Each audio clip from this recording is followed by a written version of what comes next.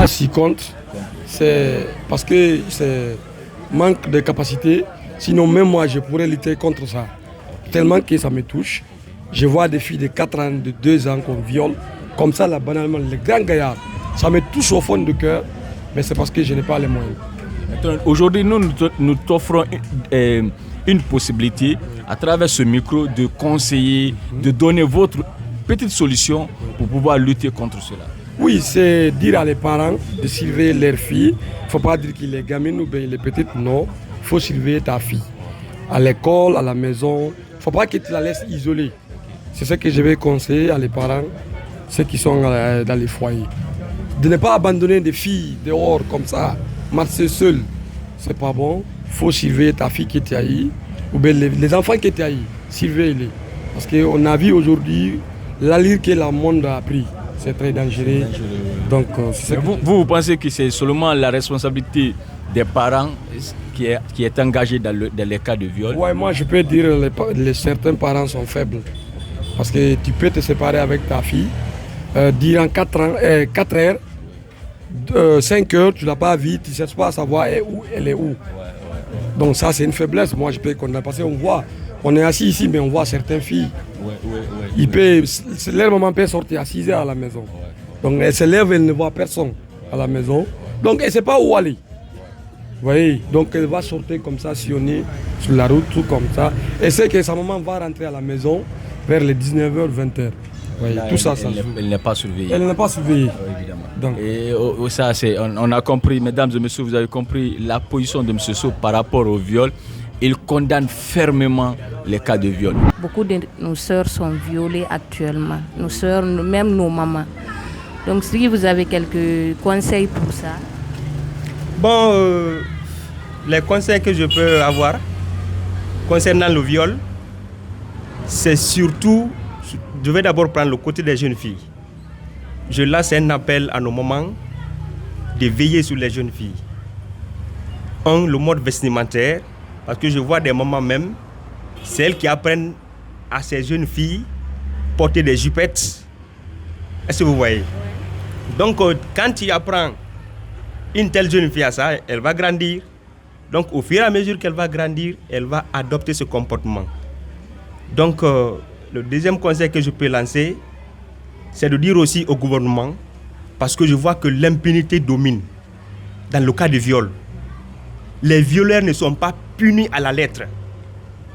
Parce qu'il y a des viols qui se passent, ça ne se passe pas devant l'autorité. Tu vas voir en famille, c'est le cousin qui a violé sa cousine.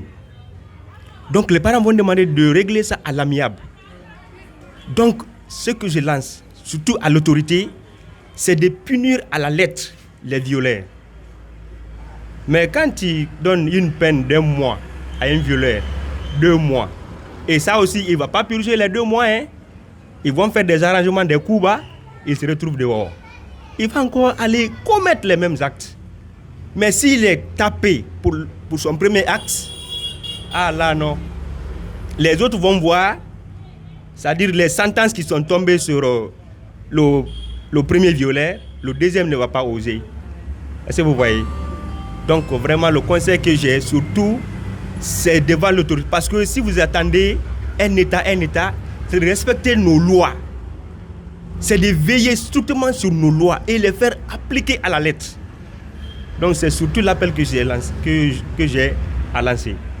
Les parents aussi doivent prendre bien soin de bien soin des enfants.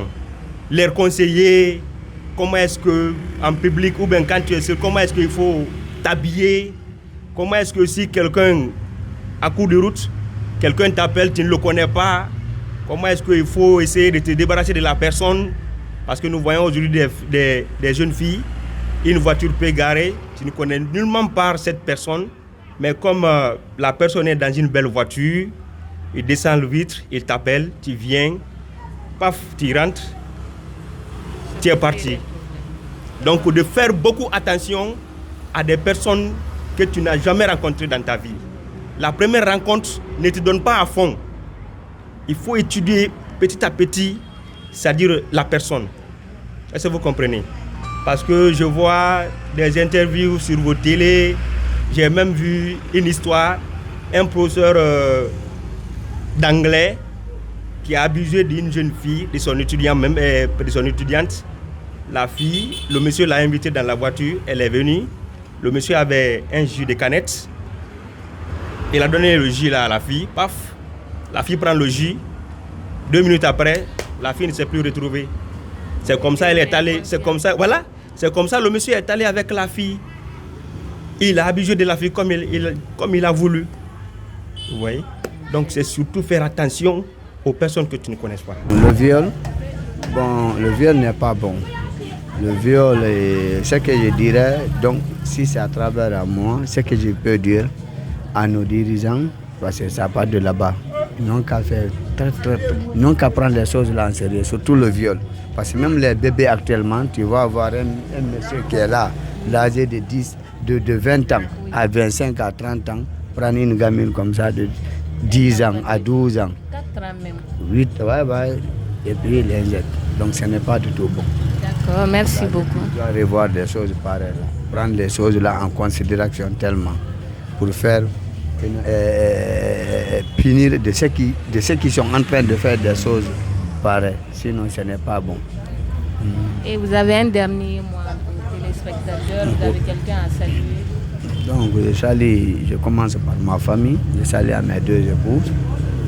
Donc je vous salue, je vous remercie aussi donc, pour l'interview. Merci. Ouais, merci à vous. C'est une mauvaise chose, c'est une chose que je condamne parce que j'ai fait le service de médecine légale où on recevait beaucoup de cas de viol. C'est une chose que je condamne, mais on est en Afrique, les gens ne sont pas, je m'excuse du terme, pas bien éduqués. Il faut vraiment être pas bien dans la tête pour faire ce genre de choses. Donc, ce que j'ai à dire sur le viol, c'est que... Oui, mais il y a certaines personnes qui pensent que c'est l'habillement malsain de certaines petites filles qui poussent d'autres hommes à tomber sur elles. Est-ce que vous cautionnez cette argumentation? Non. Non. Parce qu'il y a des petites filles de moins de 10 ans qui sont violées. Okay. Donc l'habillement n'a pas sa place là-bas. C'est l'autorité qui doit prendre la responsabilité de ça. Parce que toi tu ne peux rien, moi je ne peux rien. C'est l'autorité qui doit prendre la responsabilité. Parce que même à Haute-Guinée, à Kanga, Mandiana, il y a beaucoup de cas de viol là-bas. Une fille de 3 ans, 4 ans, à Fouta, on voit ça ici. Ouais. Maintenant, si l'autorité n'a pas pris la responsabilité, maintenant, ça peut être l'habitude des jeunes. Parce que j'ai vu un monsieur là, à Kanga, il a dit que lui ne connaît pas si c'est un crime. Maintenant, ça c'est condamnable. Ah bon? Si il ne savait même pas que si c'est condamnable, que c'est la première fois lui fait ça. Il prend une fille de 3 ans, viol sur le table au Marseille. Maintenant, on l'a demandé, il a dit qu'il ne connaît pas ça, c'est un problème. Maintenant, comment lui, même pas lui maintenant, comment les autres là peuvent prendre la mesure pour dire que non, ça c'est pas bon, ça c'est pas bon. Parce que si on a, le premier qui a fait là, si on a condamné, tout le monde voit ça, comment on a condamné. Maintenant, moi aussi j'ai eu le père, toi aussi tu as eu le père. Mais si on a laissé comme ça, on rangeait en familial, c'est ça qui fait, hein? C'est là mon avis.